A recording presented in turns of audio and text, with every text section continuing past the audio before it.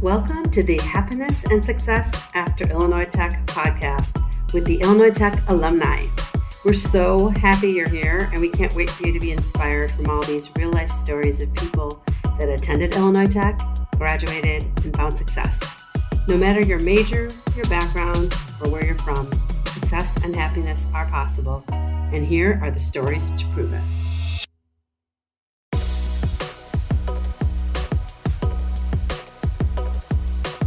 Welcome to this episode, everyone. My guest this week is Adam Lewis. Welcome, Adam. Hello. Nice to be here with you. So tell everyone, I know that we were introduced. So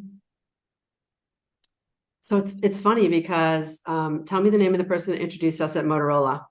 Marilyn Barrios. Marilyn. So fun story about Marilyn. She was on my other podcast that I had for 3 years. Interviewing happy, successful people and showing everyone what's possible. And I mostly have women on that one, but I have men too. And because my older son graduated from Illinois Tech in 2019, we get the magazine and I always get updates sometimes. And she was on the cover. And I was like, would you want to come on my podcast? She's like, I've never been on one. I'm like, that would be so cool. And the irony is here we are now. I'm like, I almost have to take that podcast and put it on this because I've done that a couple times with Illinois Tech alum because they just have such cool, fascinating stories, and it's so fun to see what's possible when people graduate from here. So that's how I met her, and then we saw each other again in the fall. So she's like, Adam should come on, and he went to Illinois Tech. So I'm happy to be introduced to you, and it's fun to chat with you. All right, let's do it. Yeah. So tell everyone, what did you study here, and what was your path like to get to Illinois Tech? Yeah. Oh, well, that's going to be interesting. So what I studied is a simple answer: computer science. Okay. It's going to depend on how much you want to know about my path to get there.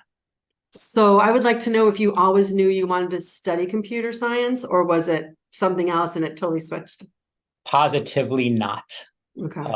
My origin story, I'll give you the abridged version of it. My father would say I took the scenic route to get from where I was to where I am today. It's not something either of us would have pictured. As a teenager, I had exactly one passion in life, and that was Kung Fu.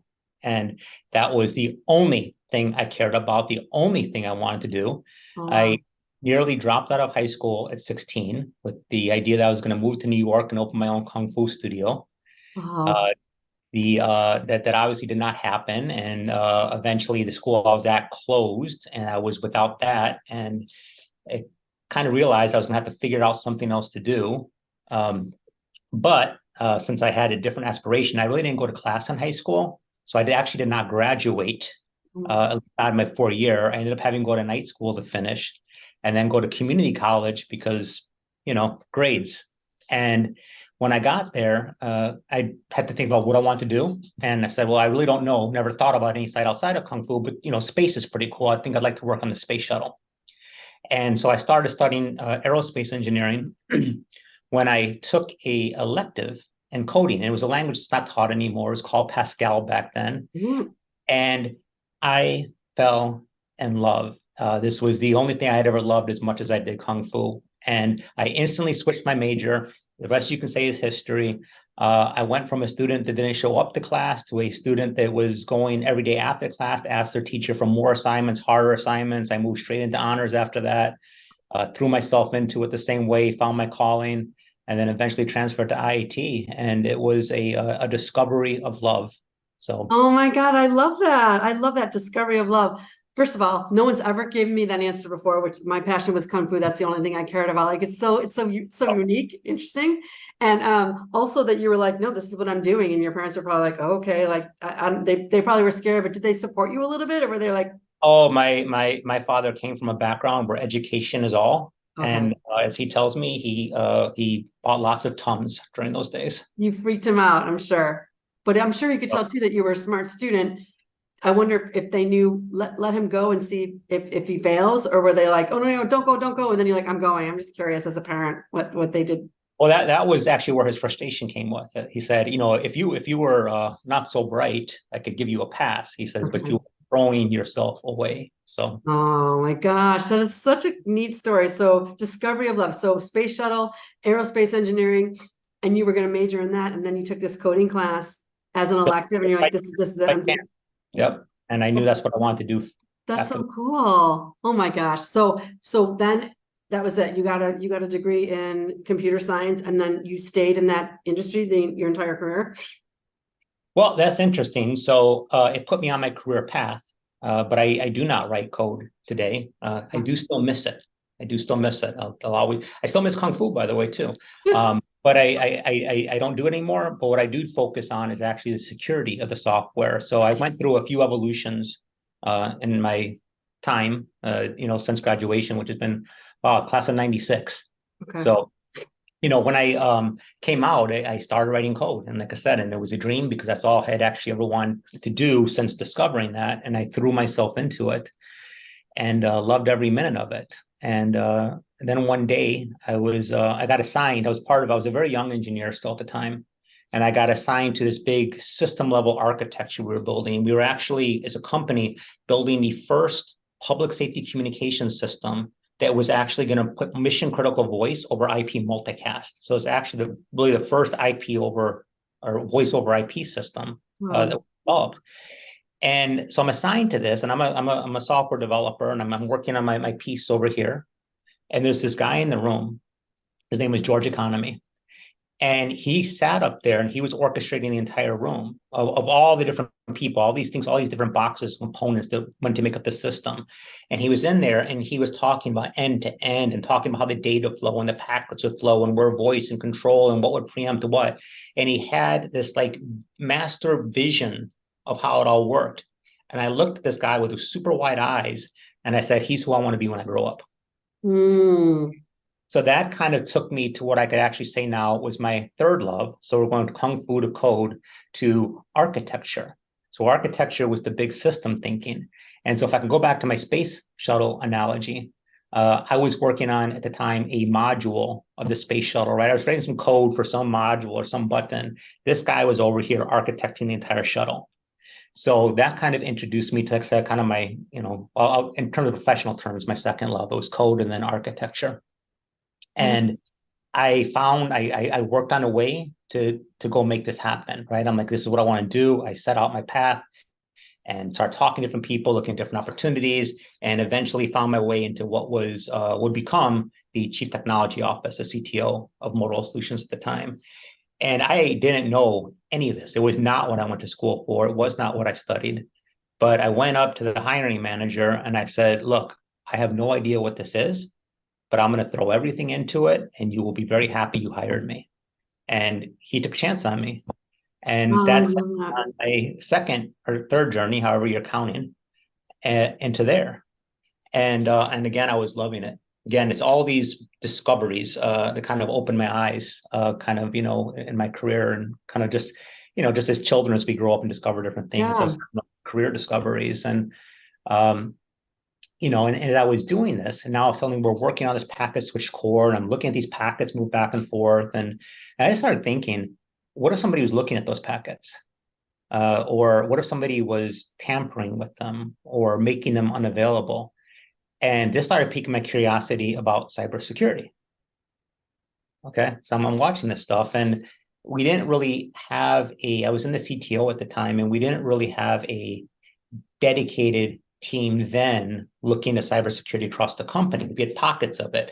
So myself and my manager at the time, we both started talking about this, and we put together kind of the business case for why the CTO, the Chief Technology Office, should have a dedicated security research team. And we took it up and we pitched it, and it was approved and funded, and we basically created the first cybersecurity team within the CTO at Motorola. And that was back around 2006 now. And so there I had my next love, which was cybersecurity. And Fascinating. It's and so what kind of the clarity that you're having and these different kind of like pivotal moments. Is this something that you always had growing up and learning, or did your parents kind of teach you to see that and know like, okay, this is an important moment. What you're thinking right now is big. Did you just know that for yourself? These aha moments you were having. Yeah, I learned a ton of things from my parents. This one though was just it was such again, my eyes opening to new worlds and the excitement. So I don't forget those exciting times, right? Because it wasn't incremental. It was exponential, where all of a sudden it's like my whole outlook on something changed. So fascinating. It's so important too, because I think we, I know, so I have two boys, they're 21 and 26. But I always especially taught them, like anything's possible, and pay attention to what you're thinking and feeling and all these other things. And I know that women inherently, we all have intuition, but women have especially been, it's more nurtured with women, but everyone has it. And I talk to all the students the same and say, you're super smart. You got into IT, Illinois Tech, first of all, already that you're getting in it is a big thing, but now you're graduating, you're about to graduate. So, and some of them have 4.0s, 3. Obviously you're smart. This is not a situation about being smart. Let's try to trust your gut a little bit more. So when you say, I don't really like this, or this doesn't give me a good feeling, or I talked to that person and for some reason, something doesn't feel right. I'm like, don't pay attention to all that other stuff, because you can learn anything. You've already proven how smart you are. Pay attention to those things that are calling to you, or that you said are super exciting, or opening your eyes in a way that you're just like, you can't stop thinking about them. Those are the things you go for. All the other stuff you can learn. You have that. You already have the brain to be intelligent and learn quickly and get all these new skills. So I do more of that. I know some of my colleagues do the same thing, but it's just not thought of in the same way. It's way more acceptable now, but back then, I mean, I graduated in the early 90s like you, and it's like, it wasn't taught. It was just like, graduate, get your degree, and then go be a XYZ, whatever it is. You're not taught to pay attention to all these little moments where you're like, your life could go this way or this way. You just, you have a plan and then you just go for it. It's like, no, it's bigger than that. 1,000%. Yeah, I've always said, I think most humans on the planet, you have your super geniuses or whatever, but I think most of us are of comparable intelligence. And it's simply what we find our interest in, where we apply ourselves to take us on the path that we're on. I love it.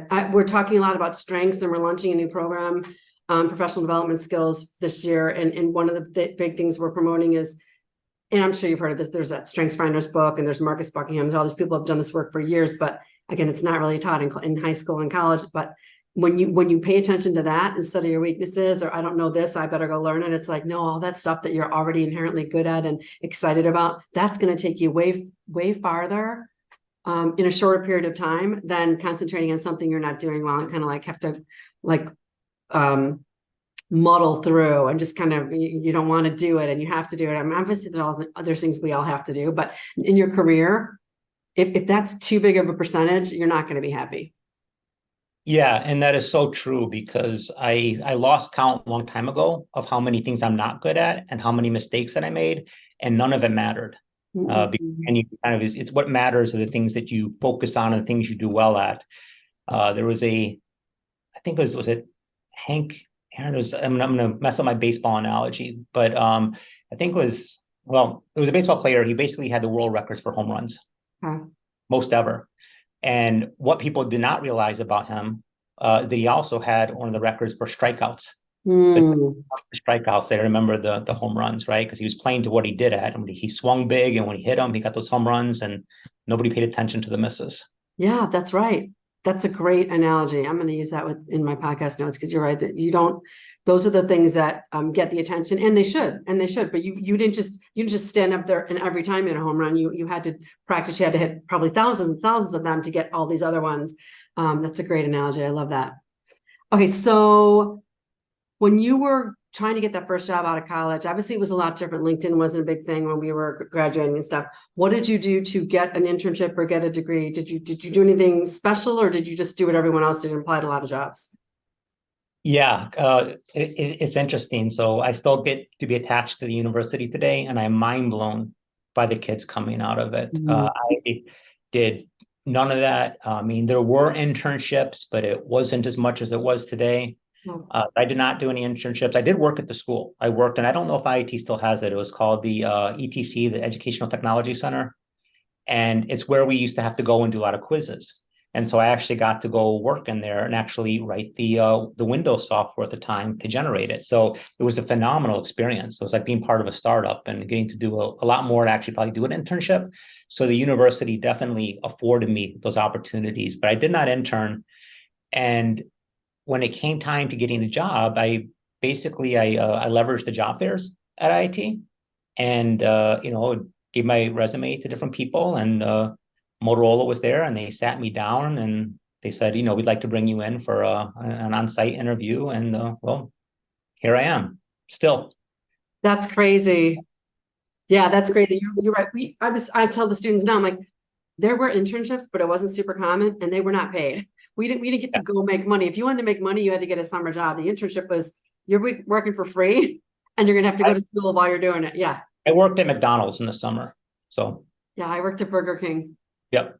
Yeah, and then I waited tables and yeah, I did all that. But yeah, and if you wanted an internship, it was really just a really great experience, but no one was paying you for it. So the fact that they're getting between $20 and $30 an hour, typically these students now, it's like at least you guys can eat. You can pay some of your bills with this internship. Yeah. So that's true. What I'll also say though is that the market they're coming into is much more competitive, right? So as a hiring manager, there's something really important, when students come out and I advise this anytime I can, we're looking for more than good grades.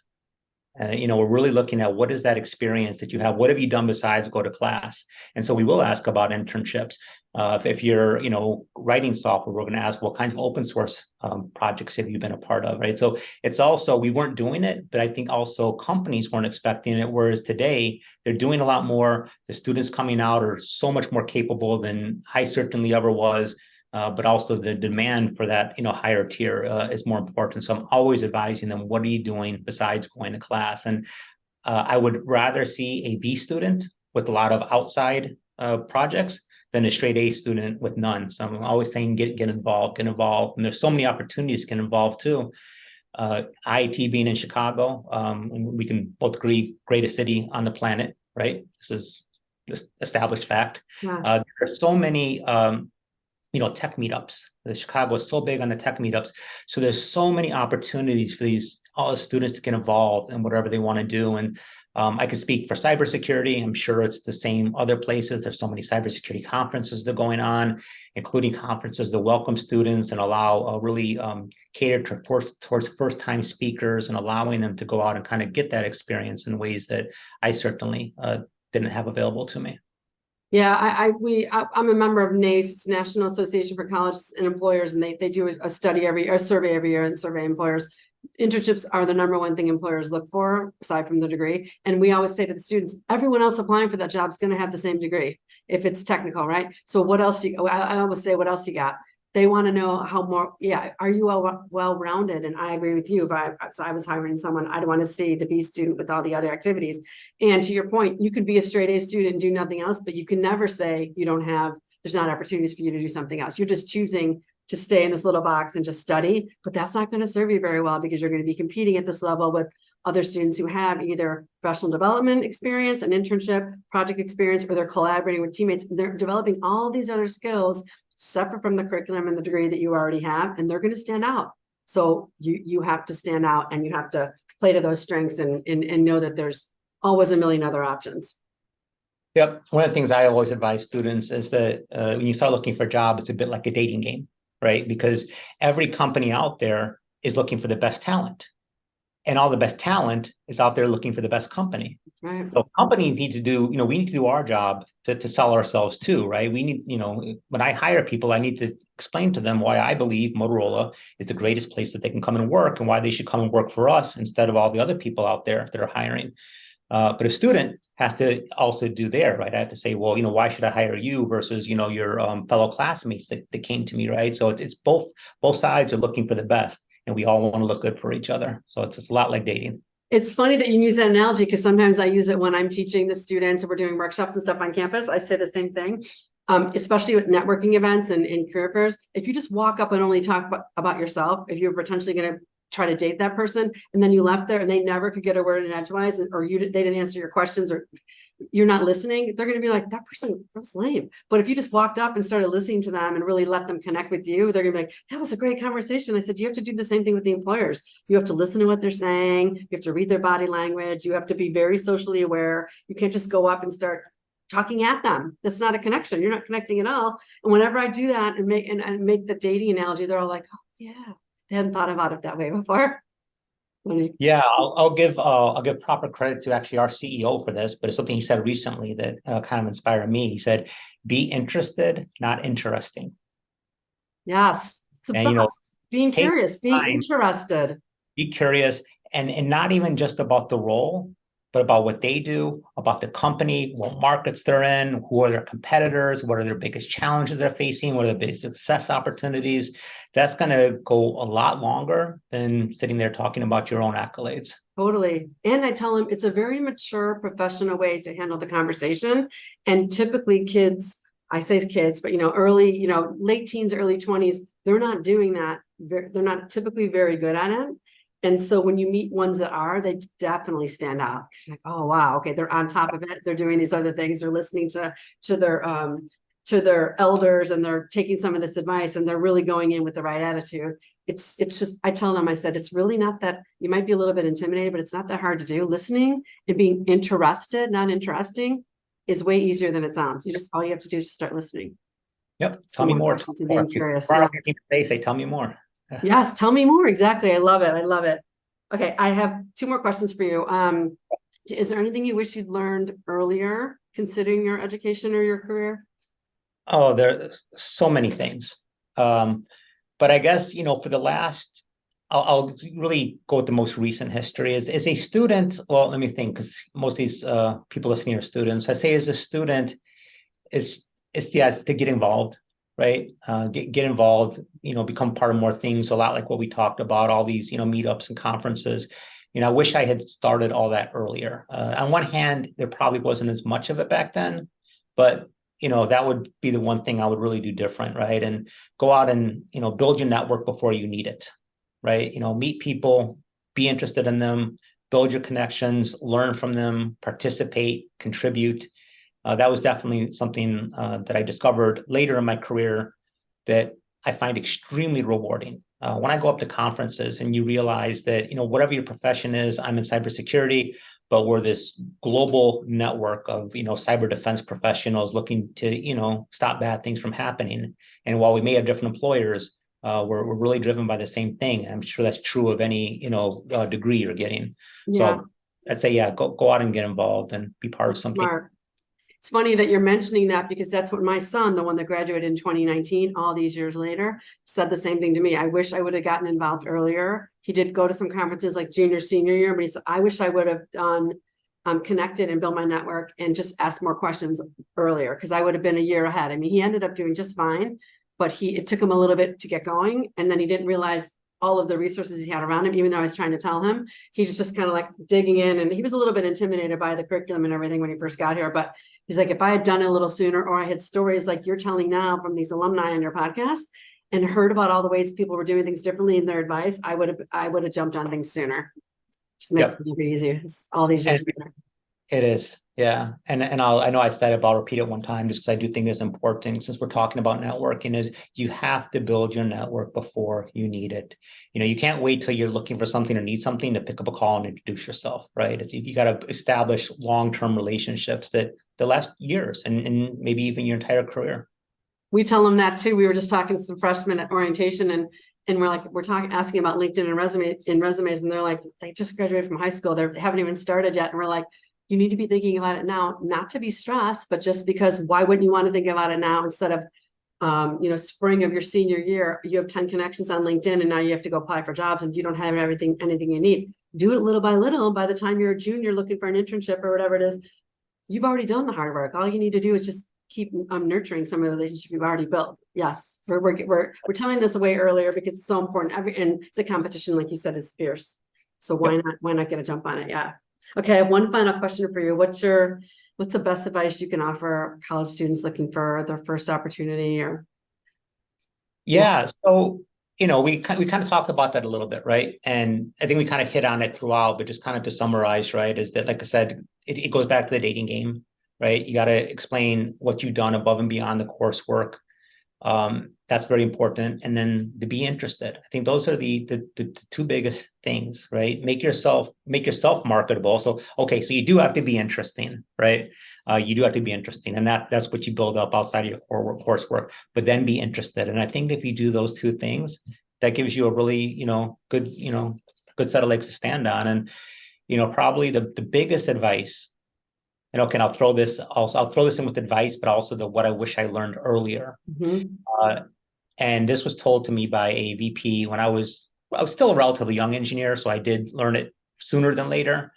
But I was actually kind of complaining to him about lack of training resources at the time. I wanted to go attend conferences, and the budget was tight. And you know, he was a very patient VP, because I'm sitting here.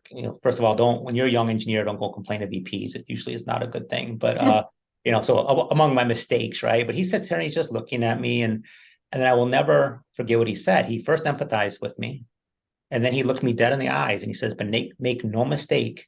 You own your career, not your employer." And that lit something under me that, you may have many employers in your career. You may have one, but different jobs, but your career is your career. You own it, and, make those investments in yourself to take your career to where you want to go, manifest your future, and then take the steps to make that happen. I love that. I love that advice. I was thinking when you were saying, be marketable, which really makes you interesting, and then be interested. I was thinking that one is passive and one is active. The hard thing is being interesting, because you have to build your skills, your degree, all of the things that you learn, your certifications. That's active. Being interested is just passive. You just have to sit back and listen and ask good questions. It's not hurry up. How do I do this? How do I do that? You just sit back and you listen, and you're connecting with people. And that's something you can't teach. You just have to practice. And when you're doing it, it feels really good. And it's going to go a lot further. You already got the marketable, interesting part. Like this other thing, like let's hone that, and let's practice it. And that's one of the big things that's going to help you stand out. But I love that advice from the VP. You own your career. So yeah, you can complain all day long, but what else are you going to do about it? All right, you don't have this, you can't get this or that. What else can you do instead? Or can you do something? Can you invest in yourself? Can you say, I'm going to put the money up and I'm going to do that, and it's going to reap rewards in a different way. So exactly. Fabulous. It was so fun talking to you. I learned so much. I wrote a lot. I love that when there's probably 5 or 6 things you said in here that could be their own. We could talk about each one of them for another half an hour. So it's fun to get all this information. And I know it's going to be inspiring for students to hear. So thank you so much for participating and sharing your insights. You are so welcome. Yeah, so nice to meet you. And if anyone wants to connect with you, is LinkedIn the best place? Absolutely. Yeah. Reach out. I love talking with alumni. It was such a pivot. Being at IIT was such honestly a magical moment in my life, because again, I never thought I'd be at such a place. So awesome. Well, congratulations on your career, and look forward to staying connected. Thank you. Thanks, Adam. Take care, everyone. Bye. Bye.